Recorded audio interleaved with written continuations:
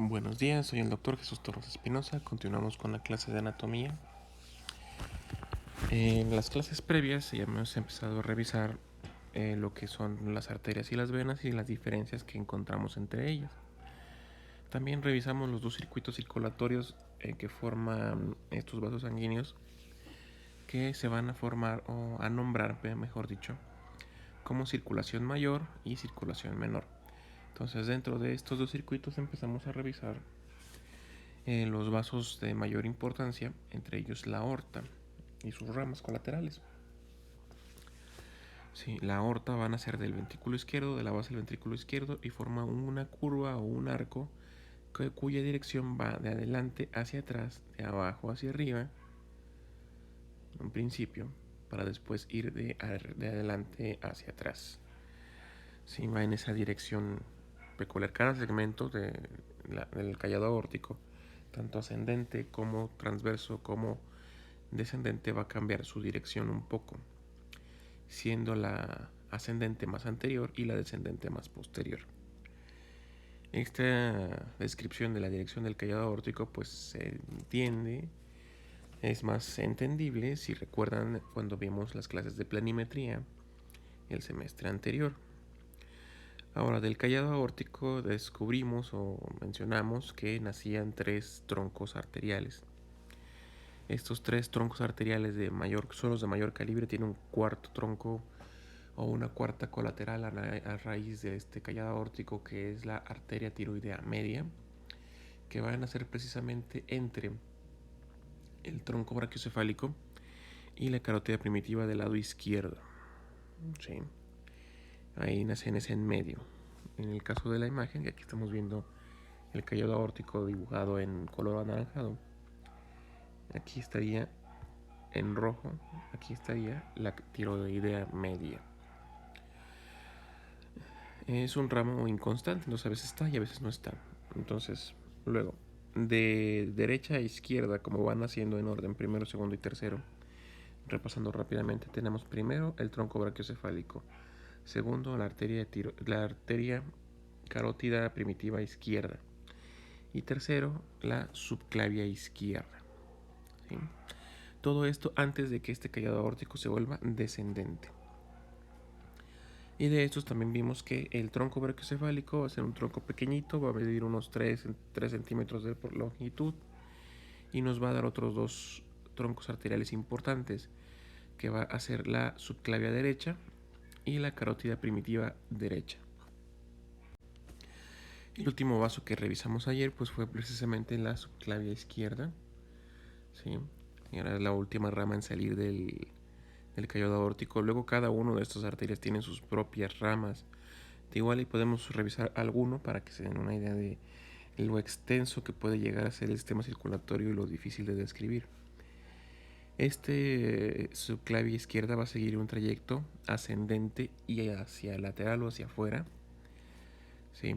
Hasta llegar a la base del cuello. En la base del cuello, a nivel de la unión esternoclavicular, ahí va a seguir ya un trayecto más o menos horizontal y algo inclinado, de adentro hacia afuera y de atrás hacia adelante, siguiendo el trayecto exactamente igual como el que sigue la clavícula. Por eso se llama subclavia, porque va a recorrer por debajo de la clavícula, y junto con algunos nervios y junto con la vena subclavia nos forma el paquete vasculonervioso subclavio o subclavicular. Después del callado aórtico, que miren aquí por ejemplo esta imagen está interesante porque podemos ver las ramas que mencionaba. Recuerden que las arterias coronarias también son ramas colaterales del callado aórtico.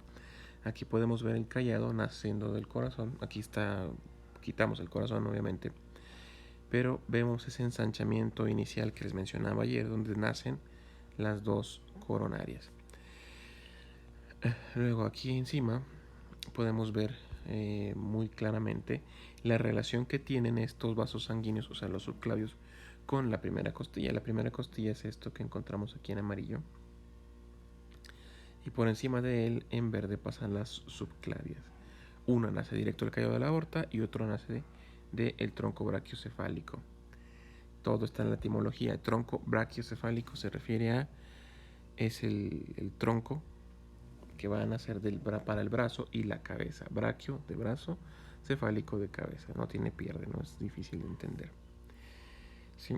Ahora, la aorta torácica la vamos a considerar del final de la parte descendente de la aorta, ¿sí? Hasta que se convierta ya en la aorta, pélvica. ¿Sí? En el transcurso nos va a dar varias ramas, entre ellas van a darnos las arterias bronquiales. ¿Dónde están esas arterias bronquiales? Van a ser las primeras ramas que nos va a dar esta porción descendente de la aorta.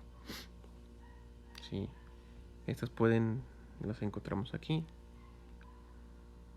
señaladas, pueden seguir la flecha.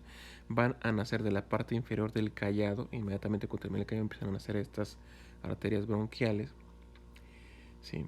Y son de la parte superior, cara anterior de la porción torácica de la aorta. Van a ser 3 diferentes ramas.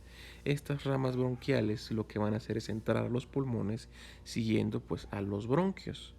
Los bronquios principales, que son 2 conductos cartilaginosos y elásticos que van hacia dentro de los pulmones y se van a ir dividiendo hasta llegar a unos fondos de saco que se llaman alveolos. ¿Para qué? Pues para llevar a cabo la hematosis, el intercambio de gases entre la sangre y el aire exterior. ¿Sí? Estas bronquiales pues van a seguir a estos bronquios y se van a ir dividiendo con ellos conforme vayan dando sus diferentes generaciones. Además, pueden irrigar a otros órganos vecinos como el parénquima pulmonar, los vasos linfáticos circundantes y la tráquea propiamente dicha. Ahora, más abajo, igual de la cara anterior, van a nacer las ramas esofágicas o arterias esofágicas. Son más delgadas que las bronquiales o más bien de un calibre parecido y su función va a ser de distribuirse para irrigarnos al esófago. Miren, aquí tenemos marcada la esofágica. ¿Sí?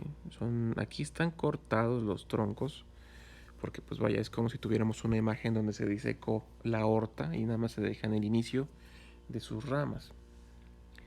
¿Sí? Estas esofágicas pues se van a distribuir a lo largo de todo el esófago. Ya vimos dónde está localizado el esófago.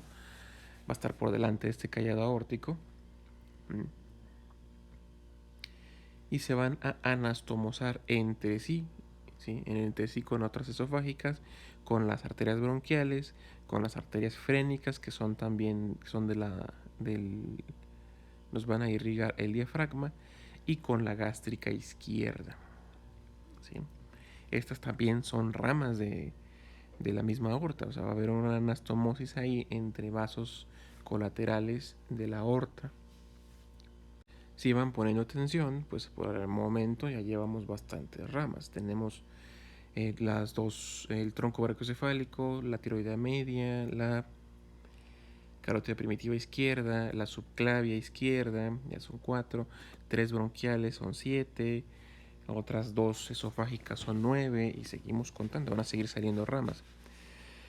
Sí. Luego tenemos las arterias mediastínicas, también las vemos aquí, surgen también de la cara anterior de la porción descendente de la aorta torácica.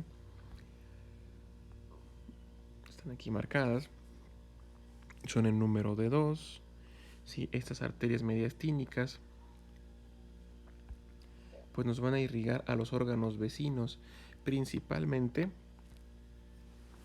a la pleura y al pericardio, que van a estar contenidos en ese mediastino, y también pues a los órganos ganglios linfáticos y vasos linfáticos. Luego además nos va a dar otras ramas que van a ser las intercostales posteriores. ¿Sí? Estas intercostales posteriores, ¿sí? Podemos verlas aquí. Lo que, bueno, vemos una de las tantas, porque van a ser muchas. Son 9 de cada lado de la aorta torácica. Van a ser las más importantes dentro de lo que cabe. Cada arteria es importante porque es única, entre comillas.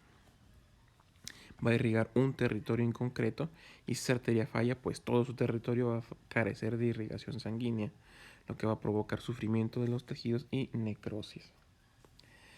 Estas arterias intercostales posteriores lo que nos van a formar o nos van a irrigar van a ser todos los espacios entre las costillas o todos los paquetes vasculonerviosos entre las costillas y los músculos intercostales, tanto interno como externo, de los espacios tercero al onceavo. ¿Sí? Estas, como su nombre lo dice, son intercostales posteriores, nacen de la cara posterior, cerca ya de la línea media y siguen todo el espacio en el que nacieron. Entonces tenemos la primera en el tercer espacio, la segunda en el cuarto espacio, la tercera en el quinto espacio y así sucesivamente. Van a ser un tanto más largas, algunos centímetros más largas del lado derecho que del lado izquierdo, porque pues si se fijan aquí en la imagen, la aorta no se encuentra precisamente en la línea media, se encuentra un poco hacia la izquierda, ¿sí?, del cuerpo vertebral. Entonces este es el recorrido que nos va a dar esta arteria intercostal. Por debajo tenemos una costilla, por arriba tenemos otra costilla y en medio está todo el espacio intercostal. De esta imagen pues también sacamos, esta se va a anastomosar posteriormente en la porción anterior con la arteria torácica interna, la vemos aquí marcada en verde. ¿Sí? Ya cerca del esternón, este recorrido va a ser idéntico para todos los espacios del tercero al onceavo. Y si se fijan, pues hay una serie de elementos que se van a irrigar por esta arteria. Entonces ya llevábamos 9 arterias previamente a esto. Le vamos a agregar ahora las otras 18 ramas correspondientes para llegar a un total de 27 ramas solamente en la porción del callado y la porción torácica. ¿Sí? Entonces esta arteria también va a ir acompañada por un nervio que nace directamente de la columna dorsal. Y obviamente lleva una vena también y forma el paquete vasculonervioso intercostal. Sí, por eso vemos todo aquí, toda esta serie de esta serie de ramas que van saliendo de la aorta. No son las únicas, tenemos todavía más ramas. Tenemos también, por ejemplo, la cervical profunda, que es una rama de la intercostal superior, ¿sí?, que viene de un tronco que nace directamente de las subclaves que se llama tronco costocervical. ¿Sí?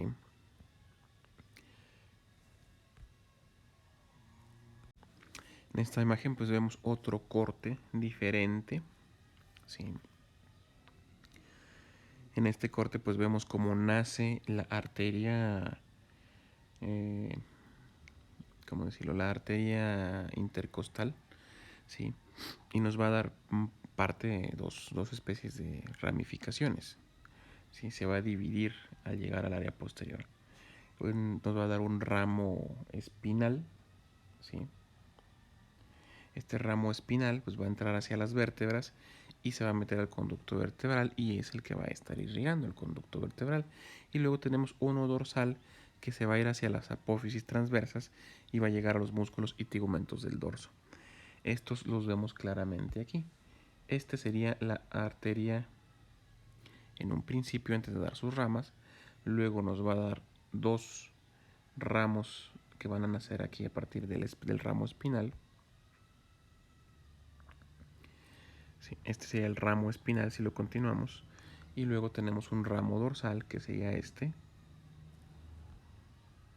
¿sí?, que ya va a irrigar a la musculatura. Y tenemos un tercer ramo, este de aquí es el que va a continuar todo el trayecto de la costilla. Entonces tenemos esos dos ramos, el espinal y el dorsal. Y luego tenemos ya el tercero que va a ser la arteria intercostal propiamente dicha. O sea, ya la que va a recorrer todo el espacio intercostal. Va a ir por el borde inferior de la costilla superior, ¿sí? Va a estar acompañado por la vena intercostal que discurre por arriba de la arteria y por debajo va a ir el nervio intercostal constituyendo el paquete intercostal, paquete vasculonervioso. Los podemos llamar paquetes porque van envueltos en una especie de aponeurosis, una especie de membrana que los junta, los mantiene unidos uno con otro. Al llegar a la parte anterior, se va a anastomosar con la arteria intercostal anterior que nace de la torácica interna. La torácica interna es esta y de esta nace la otra arteria intercostal. Entonces se anastomosan y forman una especie de arco. Va a irrigar los músculos intercostales y la piel de toda esa región. Hasta aquí terminaríamos la clase. Mañana vamos a continuar. Bueno, primeramente todo esto, hasta aquí terminamos con las intercostales, son todas las ramas que nacen de la aorta torácica. Aquí terminaremos la clase. Mañana continuaremos viendo ahora la aorta abdominal y las ramas terminales de la aorta en el caso de las arterias ilíacas primitivas que se encuentran ya en la pelvis.